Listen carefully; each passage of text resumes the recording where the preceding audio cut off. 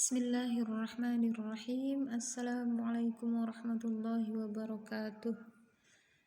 Baik, kali ini kita akan bersama-sama belajar praktik membaca huruf hijaiyah dulu ya, masih jilid 1 ya.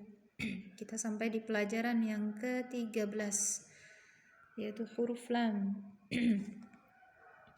Bismillahirrahmanirrahim. Makhraj huruf lam yaitu tepi lidah bagian depan ya, ujung lidah tapi bagian tepi. Tepi itu seperti ini nih. Kalau ini kotak ya, kotak ini, tepi itu adalah pinggir pas ini. Nah itu namanya tepi. Jadi bukan ke punggung. Kalau ke punggung agak masuk sedikit. Beda dengan huruf nun dan ro ya. Kalau huruf lam betul-betul tepi pinggirnya. Kalau makhrajnya nambah dengan punggung lidah, misalnya agak mundur sedikit gitu, bukan pas di tepi, maka suaranya akan berbeda. Baik. Kemudian sifatnya. Oh ya, ini tepi lidah bagian depan dengan gusi atas. Gusi atas berarti belakang, bukan gusi yang bagian depan ya, tapi bagian belakang gigi, belakang gigi ya, bukan depan gigi tapi belakang.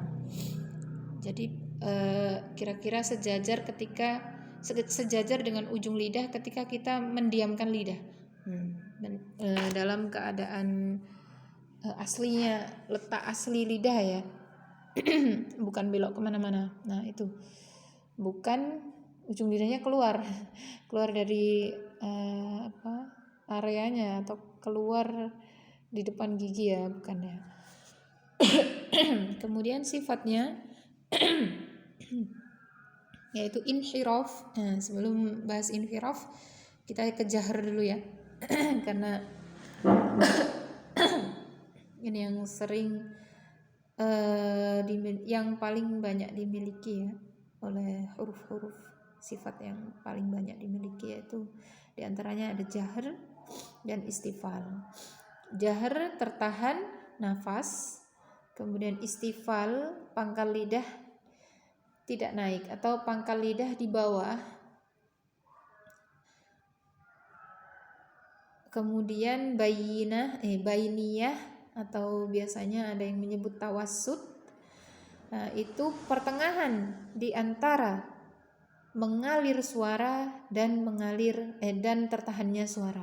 Jadi di antara mengalir dan tertahan suara, atau antara syiddah dan rokhawah ya, dinamakan bainiyah. Jadi suaranya itu seperti kecepit gitu ya, seperti huruf ain ya. Seperti lagi ada huruf-huruf bainiyah yang lain. Nanti kita akan bahas sesuai pelajarannya ya. Kemudian inhiraf atau artinya melenceng. Apanya yang melenceng? Bisa dari segi makhraj, bisa dari segi suara.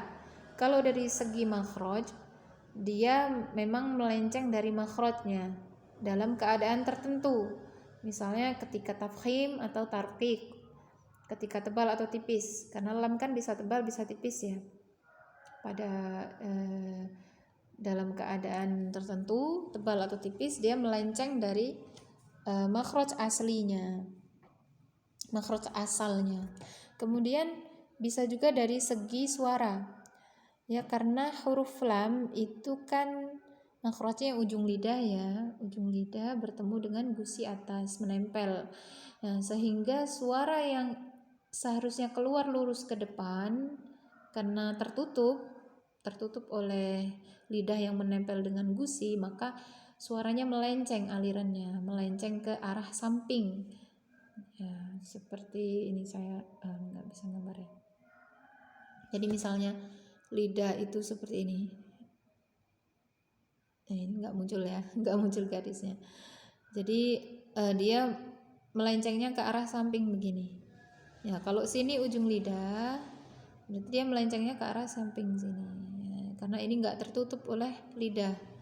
Yang tertutup adalah bagian depan, ujung lidah dengan gusi atas. Nah, seperti itu. Baik, sekarang cara membaca.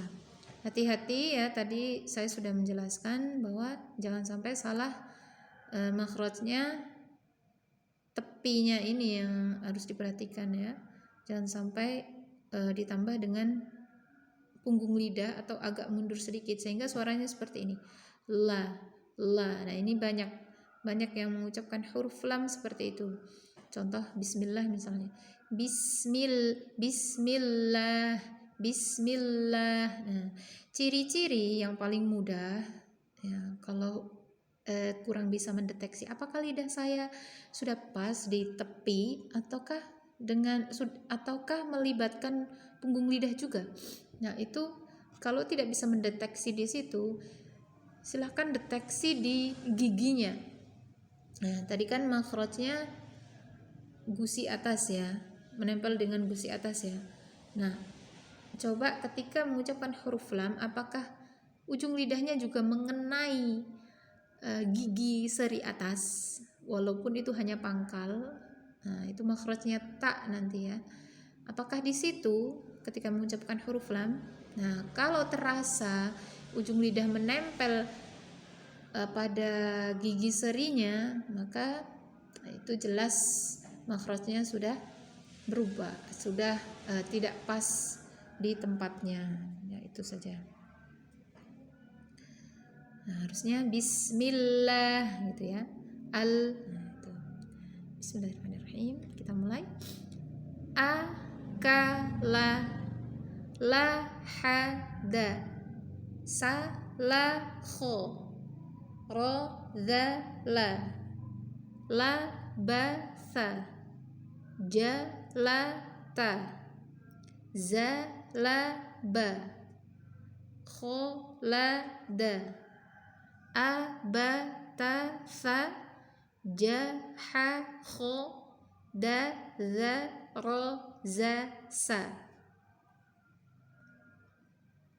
Kita ke pelajaran selanjutnya, pelajaran ke-14, huruf mim ya. Mim kadang-kadang ditulis seperti ini, kadang seperti ini. Makhrajnya yaitu mengatupkan kedua bibir dan melewatkan suara di pangkal hidung ya. Jadi huruf mim itu makhrajnya adalah dua bibir, atas dan bawah itu ya. Nah, itu dikatupkan tapi tidak merapat. Tidak ditekan ya, tapi hanya menempel. Juga bukan terlalu renggang sehingga ada celah di antara dua bibir ya, benar-benar mengatup, menempel, tapi tidak ditekan. Kemudian untuk suaranya lewat mana? Lewat hidung, pangkal hidung ya, atau biasa disebut, nah ini di sini ada sifatnya yaitu gunnah atau dengung. Nah, ini keluarnya lewat pangkal hidung. Gunnah itu lewat pangkal hidung ya, keluarnya. Baik, sifatnya yaitu jahar, tertahan, nafas, bainiyah, tadi sudah saya jelaskan bainiyah. Kemudian istifal, sudah juga tadi ya. Kemudian gunnah ini dengung atau biasa kita sebut sengau gitu ya suaranya.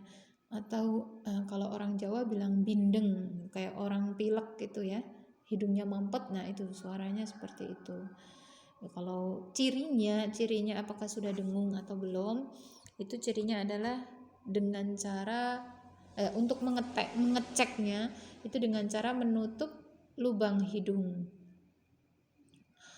sehingga jika suaranya tidak keluar maka sudah benar itu dengung. Tapi kalau suaranya masih keluar, maka dengungnya belum sempurna.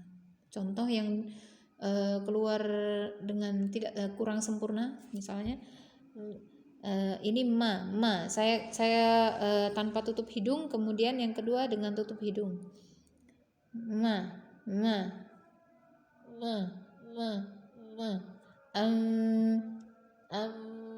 Nah, itu masih keluar ya suaranya, berarti dengungnya belum sempurna. Yang kedua, saya sempurnakan dengungnya, dengan pertama tidak menutup hidung, kedua menutup hidung. Ma.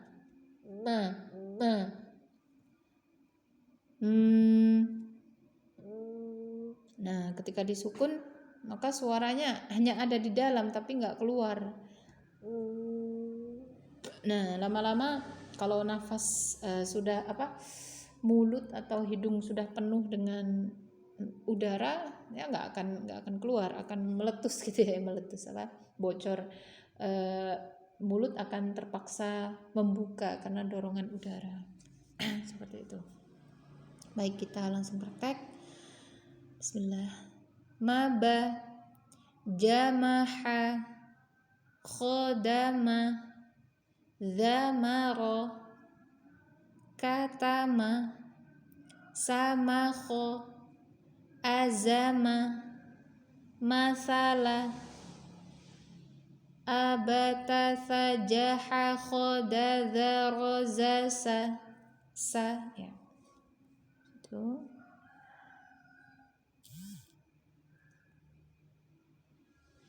Kalama. Ya. Baik, kita ke pelajaran selanjutnya. Nun. Huruf nun.